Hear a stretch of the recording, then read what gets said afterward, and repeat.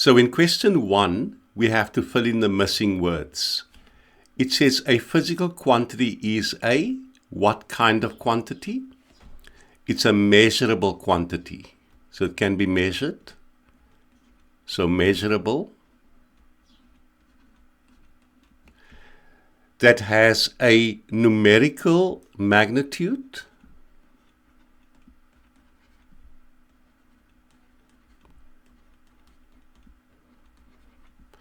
And a unit. So this is the definition of a physical quantity, and it's important to memorize this for the exam. So a physical quantity is a measurable quantity that has a numerical magnitude and a unit. Instead of saying numerical magnitude, we can also say numerical size or just number. So we could say a physical quantity is a measurable quantity that has a number and a unit. Let's take an example. We can say, for example, that the displacement S of an object. So the displacement S of an object is 10 meters. So the 10 here is the numerical magnitude or the number of the physical quantity displacement. And the M here, which stands for meters, will be the unit. In question 2, we have to complete a table. So we have the physical quantity, for example, force, the definition of force, which could be mass times acceleration, and in the SI unit, or the abbreviation for the SI unit, in this case, of course, it's the Newton, capital N. So then velocity, what is the definition of velocity? Velocity is displacement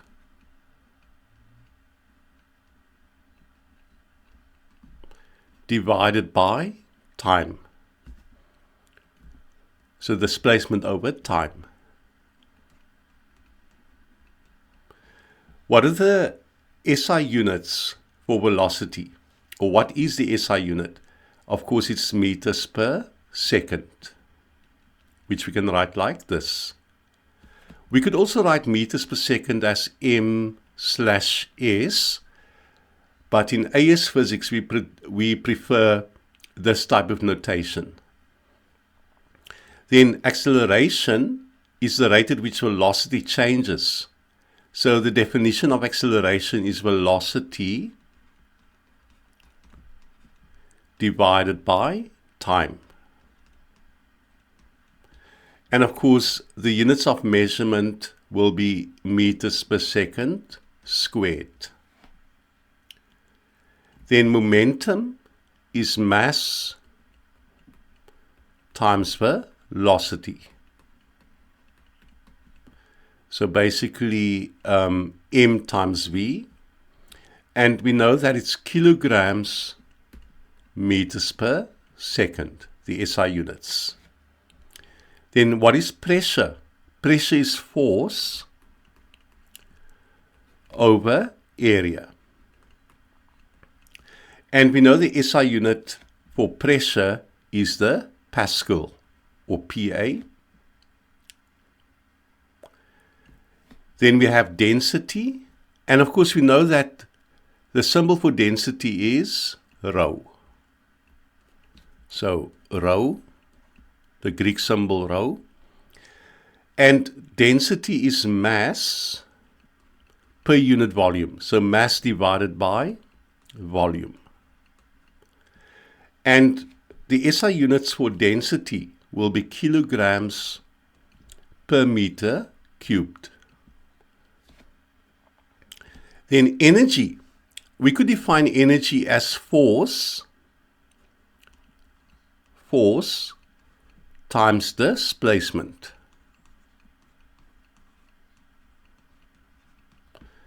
So in other words, F times S. The displacement of course must be in the direction of the force. And we know that the SI unit is the joule, the SI unit for energy. Then current, we know the symbol for current is I. And basically current is a rate at which charge flows. So it's basically charge over time. And the SI unit for current will be amperes, or capital A. In 3.1, we have to define a base quantity. Now, a base quantity is a physical quantity that cannot be defined in terms of other quantities.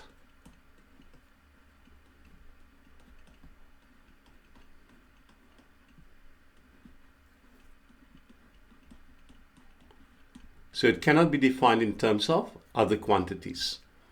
Then what is a base unit? A base unit is a unit defined by a particular process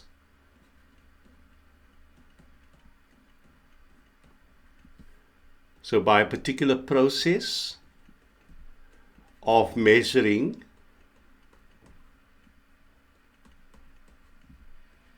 a base quantity.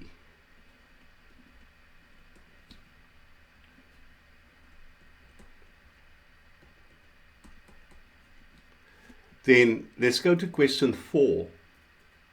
It says complete the table by listing 5 base quantities together with their SI units.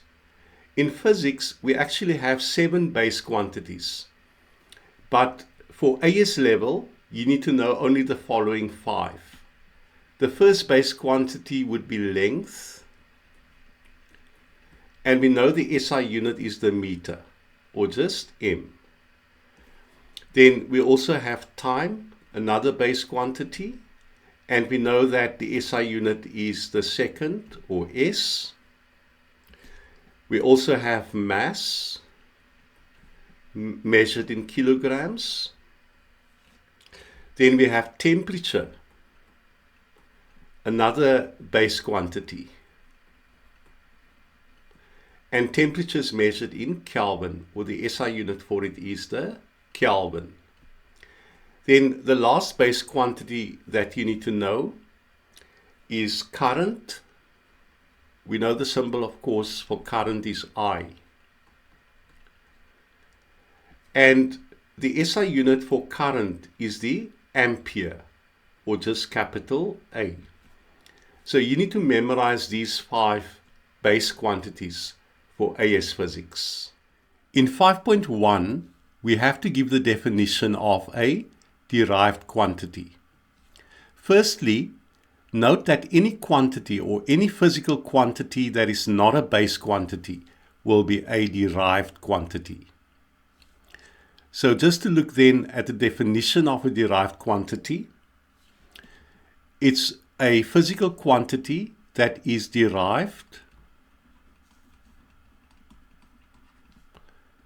from an algebraic combination. So derived from an algebraic combination of base quantities.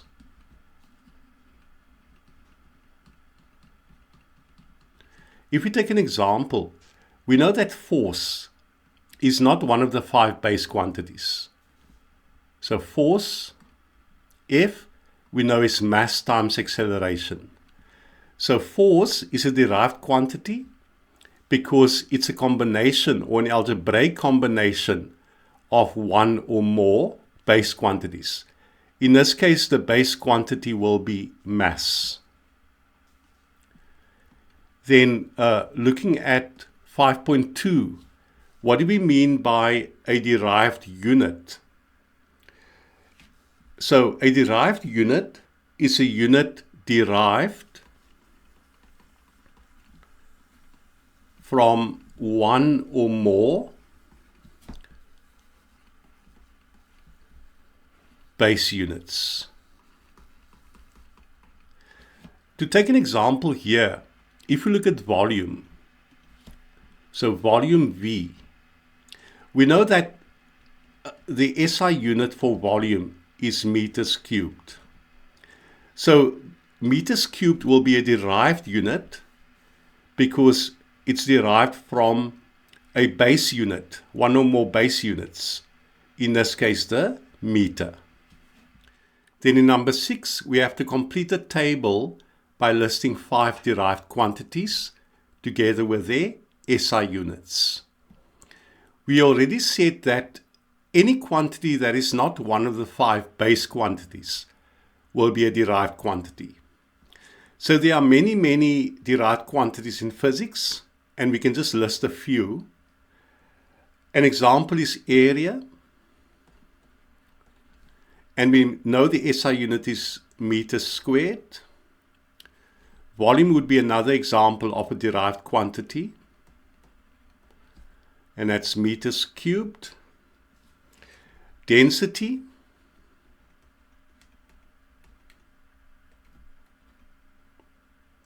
would also be a derived quantity, and we know that the SI unit for density will be kilograms per meter cubed.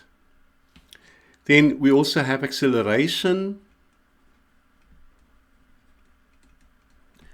and we measure it in meters per second squared. And then force is another example. So force, we know that we can measure it in newtons. So these are just a few of the many derived quantities in physics. Energy, power, velocity will all be derived quantities as well.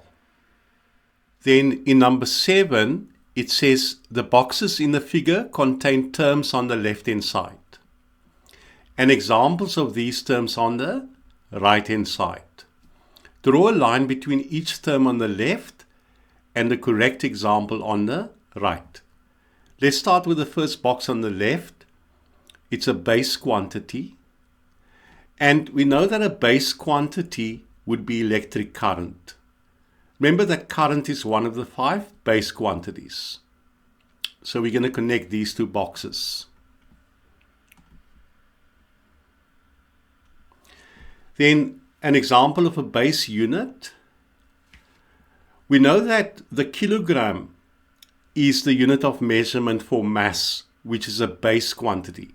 So kilogram will be a base unit. So we can connect these 2 boxes. Then a derived quantity. We know that force is not one of the 5 base quantities. It's a derived quantity. Then a derived unit would be the coulomb. Now remember, the coulomb is the unit of measurement for charge. And charge is not a base quantity. It's not one of the 5 base quantities. So the coulomb will be a derived unit. So connecting these 2 boxes. Let's look at question 8. It says determine the SI base units of each of the derived quantities below. Show all your working. And the first one is force. Now, in answering this type of question, we always start with a definition or equation. We know that force equals mass times acceleration. Now, mass is measured in kilograms. So the SI base unit for mass is the kilogram. And acceleration is measured in meters per second squared. So then the SI base units for force will be kilograms meters per second squared.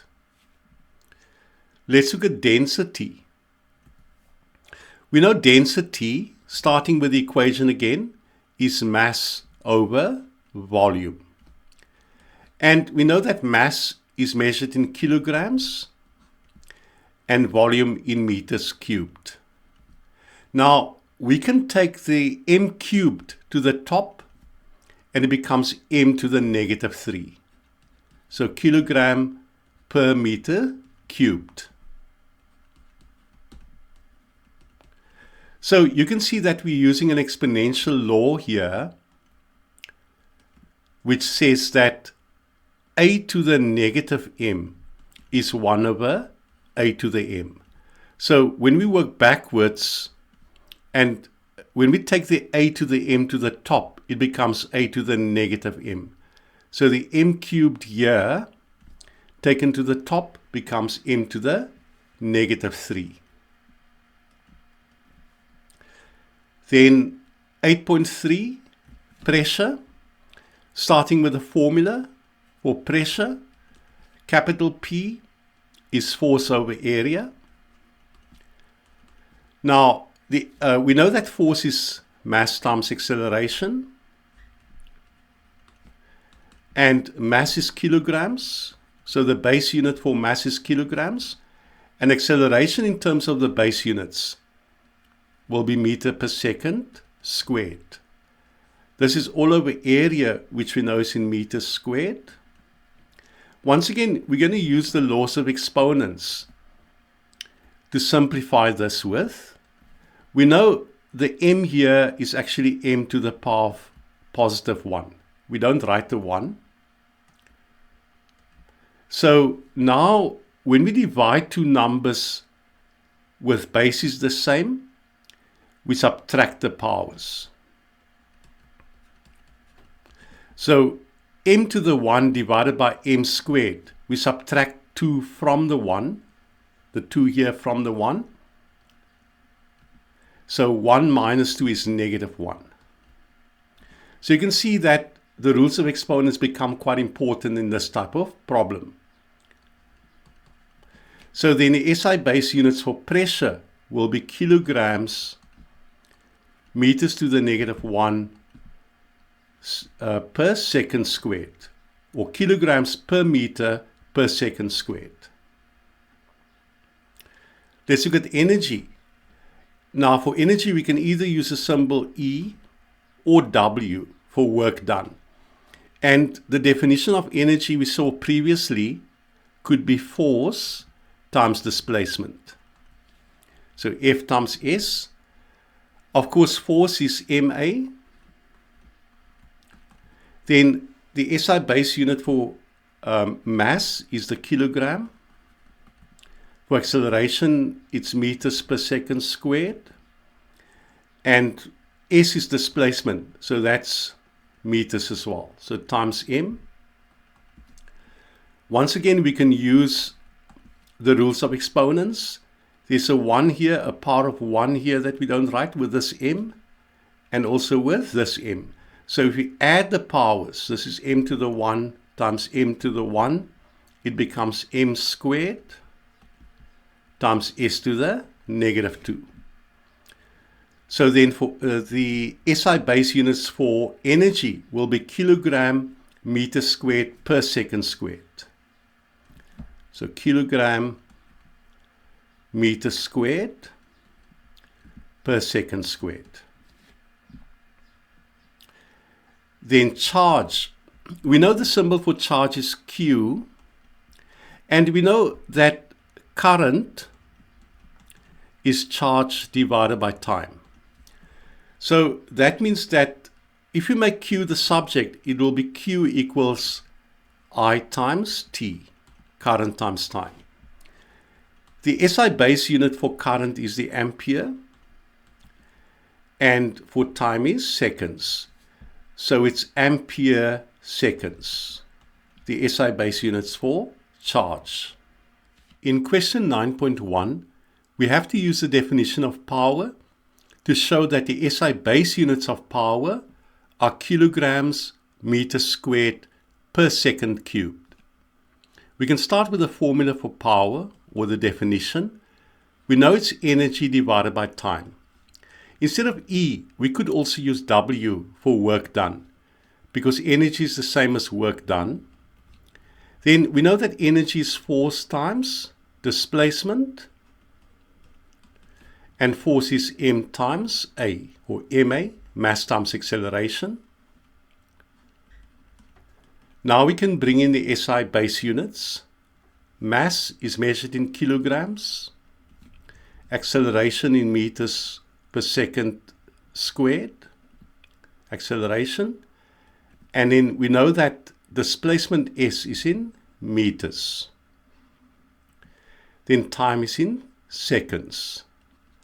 Now we use the rules of exponents again. When we multiply the m's here, we can add the powers.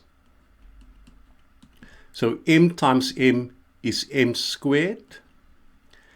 We're dividing by the s here, so we can subtract the powers of the s's. So negative 2 minus 1. Remember there's a 1 here that we don't write. So negative 2 minus 1 is negative 3. Then in 9.2, it says light intensity I is defined as the power per unit area. Use your answer in 9.1 to determine the SI base units of light intensity. So this may be confusing because light intensity has the same symbol as current, but they're two different things. So we also use an I for light intensity. It's the power per unit area. And we saw that power from 9.1, power is kilograms meters squared per second cubed. Area is in meters squared. And we see here that the m squared cancel. And we're left with kilograms per second cubed. In number 10, it says the drag force Fd acting on a sphere moving through a fluid is given by this expression, where K is a constant, rho is a density of the fluid, and V is the speed of the sphere. Determine the SI base units of K. The first step here is to make K the subject of the formula. So we can flip the equation in order to get K on the left-hand side.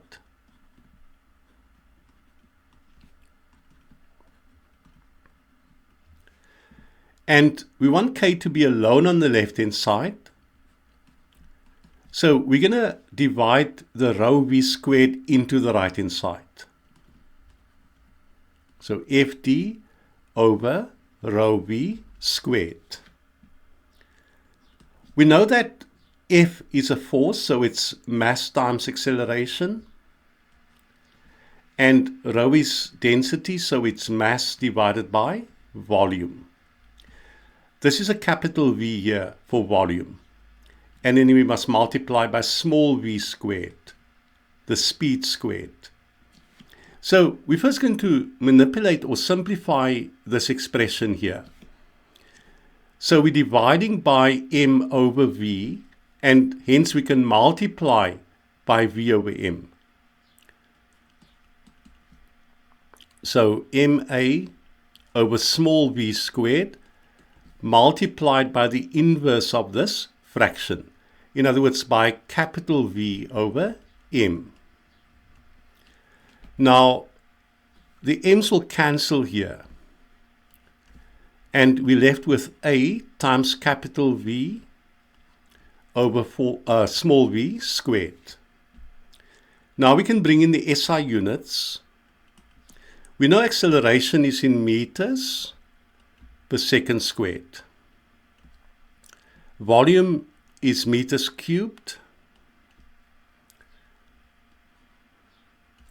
And velocity is meters per second. So meters per second squared. We can simplify. M times m cubed is m to the 4. Then we have s to the negative 2 in the numerator. Then in the denominator, we're going to use the laws of exponents here. Now, recall this particular law of exponents. Remember, if we have a to the power m all to the power n, then it's a to the power m times n. So we're going to apply this power of 2 to everything inside the brackets. Of course, the m is m to the power 1 here. So 1 times 2 will give us 2. So it's m squared. And negative 1 times 2, using this law of exponents, will be negative 2. So in the denominator here, negative 1 times 2 is negative 2. These cancel. S to the negative 2 will cancel. And here we can subtract the powers because we are dividing. So m to the power 4 divided by m squared will be m to the power of 4 minus 2. In other words, m squared. This is quite a tricky question. It says the intensity I of a sound wave moving through a gas is given by this equation, where f is the frequency of the wave, a is the amplitude of the wave, and v is the speed of the wave. K is a constant that depends on the gas. Determine the SI base units of K. We're also given a hint here. It says the SI unit of frequency is Hertz, and 1 Hertz is the equivalent of 1 per second. So seconds to the negative 1. Just note that you won't be given this hint in an exam. Now, we need to find the SI base units of K. So we want to start by making K the subject of the formula. So K equals, we're going to divide the F squared A squared V into the I. So K is I over F squared A squared V. We saw in question 9.2 that intensity is power per unit area. And we also derived the SI base units for intensity in question 9.2. So I'm not going to do it again. You can have a look at it again if you need to. But we saw there that intensity is kilograms per second cubed.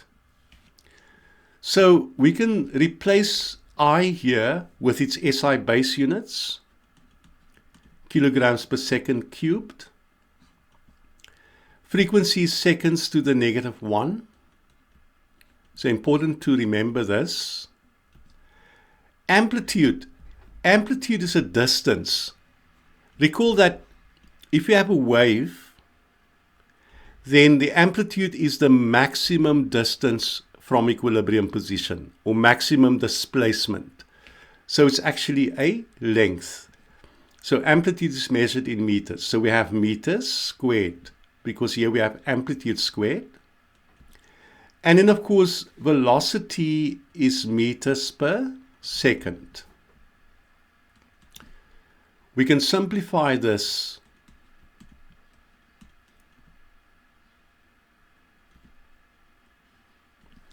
Here we're going to use a law of exponents. When we have brackets, we multiply the powers. So s to the negative 1 times 2 is s to the negative 2. We can multiply, or when we multiply the m's here, the meters, we can add the powers. This is to the power 1. So m squared times m to the 1 will be m cubed.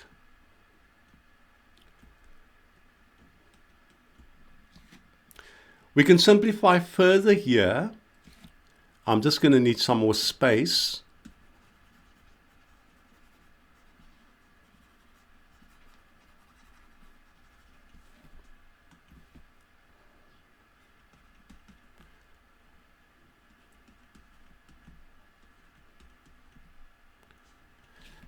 We can add the powers of the s's in the denominator because we are multiplying them.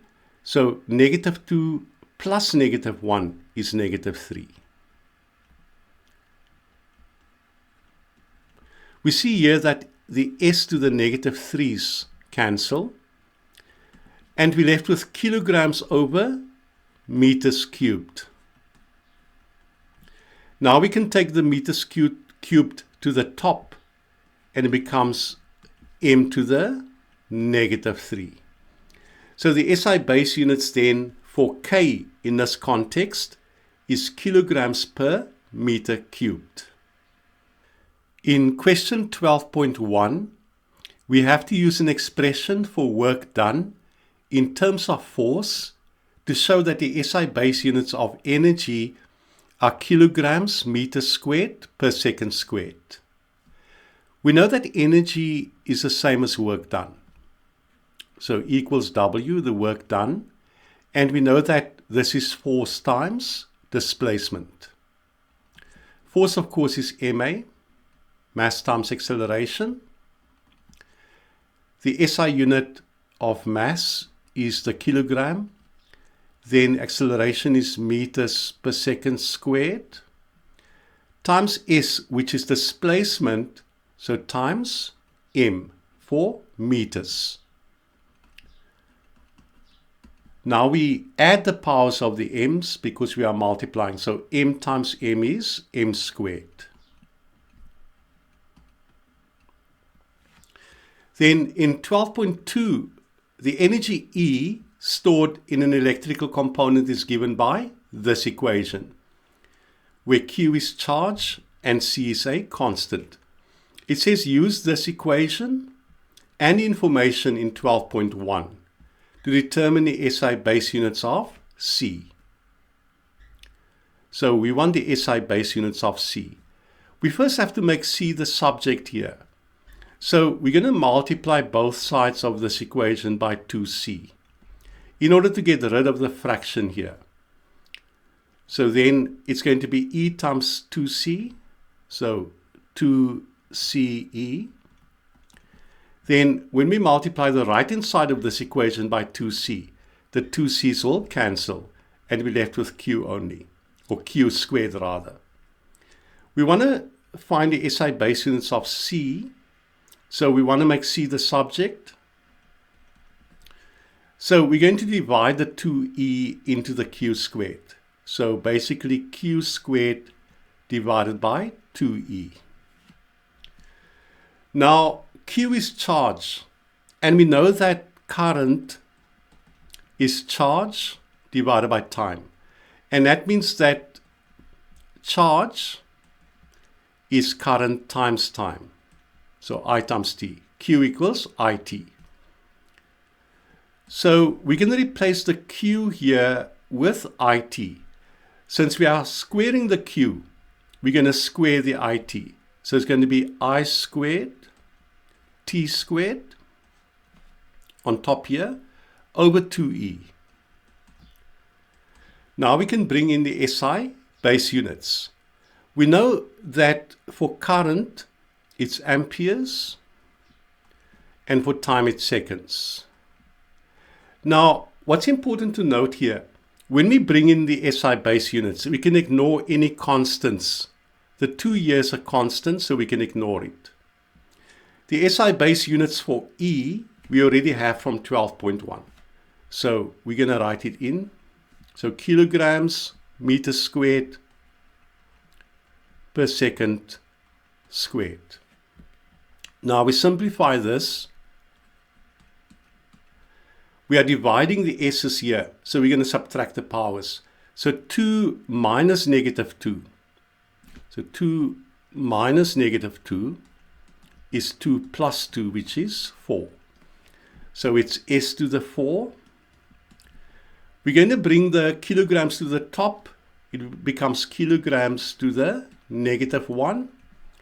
And we're going to bring the meters squared to the top, and it becomes M to the negative 2. So the SI base units for C in this context will be A squared, S to the 4, kgs to the negative 1, meters to the negative 2. In 13.1 it says, use the definition of power to show that the SI base units of power are kilograms meters squared per second cubed. Now, we know that power is energy over time. And once again, we can write W for work done instead of E. So we could also write P equals W over T. Now, we know that E or W is force times displacement. Force, of course, is MA. So MAS over T. Now we can bring in the SI base units. M is mass, so that's in kilograms. A is acceleration, so meters per second squared. S here is displacement, so this would be in meters. And time is in seconds. We could simplify this using the laws of exponents. So m times m is m squared. And in s to the negative 2 divided by s, we subtract the powers. There's a 1 here that we don't write. So negative 2 minus 1 is negative 3. Now it says use an expression for electrical power to determine the SI base units of potential difference. Now, we know that, well, we're given a hint here that the definition of potential difference V is energy over charge. Once again, note that you won't be given this hint in the exam. So we want an expression. We want to use an expression for electrical power to determine the SI base units of potential difference. We are told that potential difference is energy over charge. And once again, we could write W for energy. W meaning the work done. Now, we already have the SI base units for power.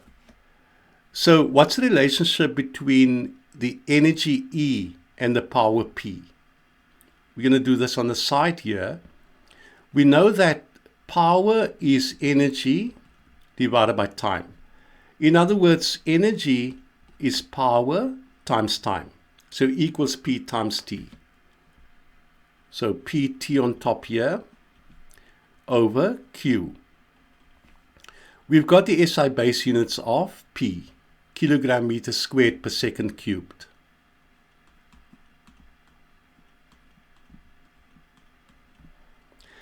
So these are the SI base units for P. We also have time here, which is seconds. Now, coming to Q, we saw earlier on that I equals Q over T. And that means that Q equals IT. So Q equals IT. And we know that I is in amperes and T is in seconds. Immediately we can cancel these two, the seconds here. So we can write down the final answer then. So it's kilograms meters squared per second cubed. And we can take the a to the top. It becomes a to the negative 1. So these then are the SI base units for potential difference V. Then in question 14 it says, the speed of sound in a gas is given by this equation. V equals the square root of gamma times P over rho. So this is the Greek symbol gamma. We're also told that P is the gas pressure and rho is the gas density. And we need to show that gamma has no units. Now, as usual, we want to make gamma the subject of the formula. So we're first going to flip the equation in order to get gamma on the left-hand side. So gamma times capital P over rho equals V. And we want to make gamma the subject. We're first going to get rid of the square root on the left-hand side by squaring both sides. So the square root drops.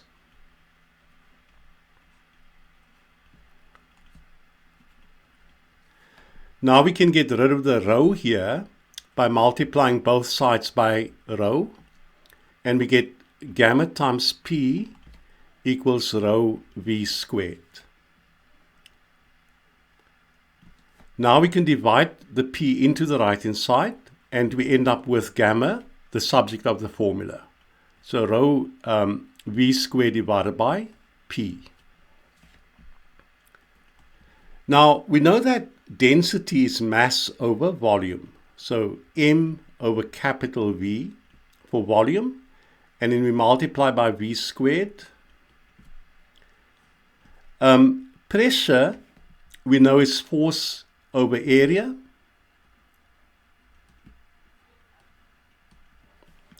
We can simplify this. So we have m over capital V for volume, then times V squared. And this is all over force, which is MA, divided by area. So let's simplify this. So I'm going to multiply the numerator, or the terms in the numerator. This is over 1. So m times V squared is mv squared over capital V for volume. And this is all over MA divided by capital A for area.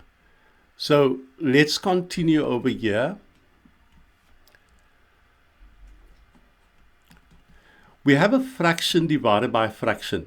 So we can multiply the numerator. In other words, mv squared over capital V by the inverse of the denominator. In other words, by A over MA. Since we are dividing a fraction by a fraction, we can multiply the numerator by the inverse of the denominator. These m's will cancel here, and we're left with V squared A. This is a small v for speed or velocity over capital V for volume times small a. Now we can bring in the SI units or SI base units. We know that speed is meters per second. Area is meters. Oh, we need to square this, of course. So it's small v squared. Then times area is meters squared. And volume is meters cubed.